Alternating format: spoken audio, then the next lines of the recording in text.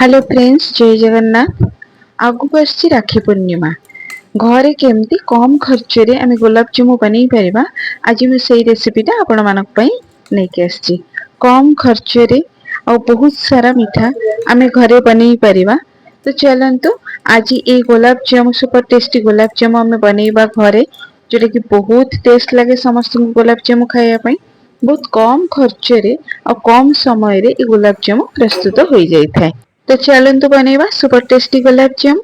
आपण मानकु बनेजा किचन को स्वागत। न करी चैनल देखुथिले चैनल को सब्सक्राइब कर देबे और लाइक कर देबे, शेयर कर देबे, भलो लागले गोटे कमेंट देबे। एठी मो गुलाब जामुन प्रस्तुत करिया पई अमूल रो मिल्क पाउडर नेछि।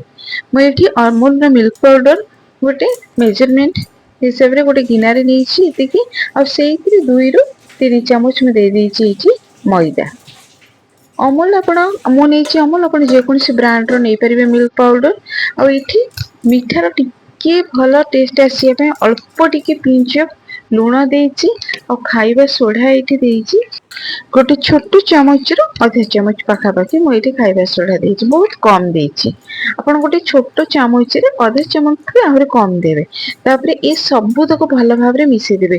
और गोटे चामच गुआ घिओ देछि, गुआ घिओ आपण बड़ चामच रो गोटे चामच गुआ घिओ देबे। ताको भल भाव रे सबु तक आपण मिसै देबे। देखिबे जदि मैदे रे किछि दानादार थाए, प्रथमे ताको कोन करिवे आगे चलेई देबे। आ एठी मु नेछि गोटे क्षीर मु गरम करके गोटे कप क्षीर ताको ठंडा कर देछि, ताको मु हल्का हल्का मिसैछि एठी। एट ए टाइम मिसै देबेनी, अल्प अल्प करके एठी क्षीर को मिसैबे। आ ताको एमती भल भाव रे हाथे रे एमती मिसै देबे, टिके टिके क्षीर देकी, नहले एटा पूरा पतला हे जिवो। सेति अल्प अल्प क्षीर देकी गोटे भल डो प्रस्तुत आमे करिबा। ना देखंदे एठी टिके टिके टिके टिके क्षीर छिंची छिंची देई दोछि। एमती देकी सब तक आमे भल भाव रे मिसै देबा। गुलाब जामुन बनेबा बहुत सहज। मार्केट रे मध्य आरो अवेलेबल हो जाउछि पैकेट, ताकू भी आनी के मे बनै परिबा, छेनारी भी बनै परिबा आउ पनीर भी। तो मागु को एमती गोटे गोटे रेसिपी आपण मानक पई नेकी आसीबी। एबे देखंतु प्राय तो एमती हे गला, आको अति सुखिला करिवेनी, एमती छाड़ी देले भी से सुखिला हे जाय। एमती करिके ताको पूरा छाड़ी देबे। जदि भी टिके लागिबा सुखिलिया आ टिके भी क्षीर मिसै परिबे। एमती रखी देले ही से सुखिला हे जिवो। हम जतले 15-20 मिनिट के आधा घंटे छाड़ी दबा, से पूरा सुखिला हे जायछि। मु एठी किछि समय पई छाड़ी देइतिली, देखंतु से पूरा सुखिला हे जायछि। आको टिके पूरा सॉफ्ट रखिबे आउ टाइम रखिबेनी। सॉफ्ट रखिले गुलाब जामुन टा बहुत भलो होइते। एबे देखंतु एथिरे मु ताको गुला सब प्रस्तुत कर देबी। एपटे कोन करिवि ना चीनी सिराटा आमे प्रस्तुत कर दबा। एठी देखंतु मु चीनी एठी जेतिकी नेछि, पानी मध्य पाखापाखि सेतिकी नेछि। एठी चीनीटा आपनकर डिपेंड करे आपण केतिकी गुलाब जामुन बनाउछन सेही अनुसार सिरा। तो मु एठी मोर जेतिकी मु बनेछि गुलाब जामुन, तो सेही परिमाण रो सिरा को मेजरमेंट करी करिछि। तापर एठी टिके गुजराती दे देछि आमे भलो फ्लेवर पई। किंतु चीनी रा मेजरमेंट आपण जेतिकी चीनी दे दोचंदी सेतिकी पाखापाखि पानी दे देबे। तो एटा ना बेसी मोटा रखिबा आवश्यक नै कि अति पतला रखिबा माने, खाली टिके हल्का गोटे तार आसी गले आमे जानिबा जे सिराटा प्रस्तुत हमर हे जबे। देखिबे हाथ को एमते नेले जेमति गोटे गोटे तार भले पळे आस्तबो, तो भल भाबे जानिबे जे सेबे सिराटा हमर प्रस्तुत हे जाइछि। एबे कोन करबा, मैक्सिमम सिराटा हमर 5-7 मिनिट भीतर हे जाइथे। 5-7 मिनिट भीतर फुटै देले सिराटा पूरा प्रस्तुत हे जिवो। तापर एपटे हमर सब गुळा गुडा को प्रस्तुत करदबा गुलाब जामुन पई। छोट छोट बॉल आकार गोला प्रस्तुत करदबा और टिके भल भाव रे आगु टिके आमे चकड़ी दबा। चकड़ी देले ना गुलाब जामुन टा बहुत सॉफ्ट और स्मूथ हेइते। तो देखंतु एमती करदबा सब तक।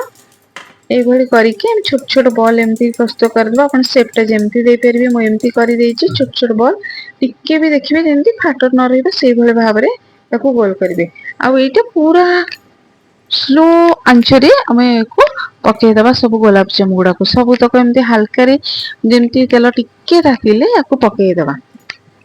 आ जोर गैस को बढ़े देबेनी, नाले सब तक एमती ताती जिवो ऊपर भीतर किछि सिझ नथिबो। तो एमती हल्का रे ही लो मीडियम फ्लेम रे, लो रे प्राय तो मोर सब हे जाइतला। देखन गोटे साइड पूरा हे गला, हम ताको लेउटै देली। केते साइज से ही बड़ हे जाइछि। एबे देखन तो एई भला साइज हे जाइछि। कलर भी पळे आसिलानी सब तकर।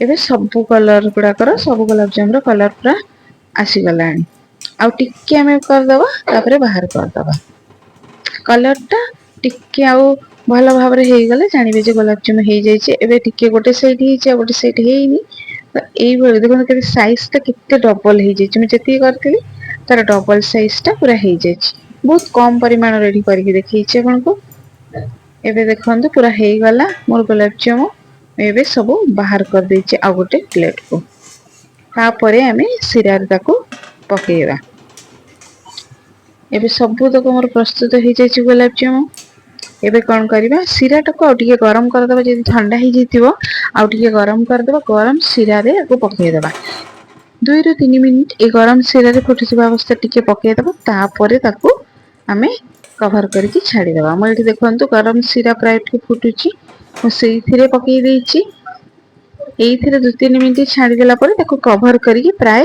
मु रखी देइथिली कवर करके किछु घंटा रखी देला परे आमे तापरे ताको बाहर करिबा आ गोटे जगह सिरा पूरा अब्जर्व हो जाइथिबो तापरे आमे ताको बाहर करिबा एबे देखंतु किछु घंटा परे पूरा ठंडा हो जाइछि गुलाबजामुन मैं एबे बाहर करके देखौछि केते सुंदर हेछि गुलाबजामुन कलर देखंतु केते आ सिरा को सब टाणी के केते बड़ बड़ साइज भी हो जाइछि एमती घरे प्रस्तुत करंतु कम खर्च रे गुलाबजामुन आगु राखी पूर्णिमा आछि पूरा चुस्सी ए भलिया करंतु गुलाबजामुन घरे समस्त पसंद करिवे ए मिठा को खाई की आ आपण मानकु जदि मो वीडियो सब भलो लागुथबो मते कमेंट करिवे आगु को एमती नुवा नुवा भलो भलो वीडियो म आपण मानक पई नेकी आस्तिबी मो वीडियो को लाइक कर दोथिबे शेयर कर दोथिबे आ भलो लागले गोटे कमेंट भी देउथिबे जदि नुवा करी देखुथिबे सब्सक्राइब कर देबे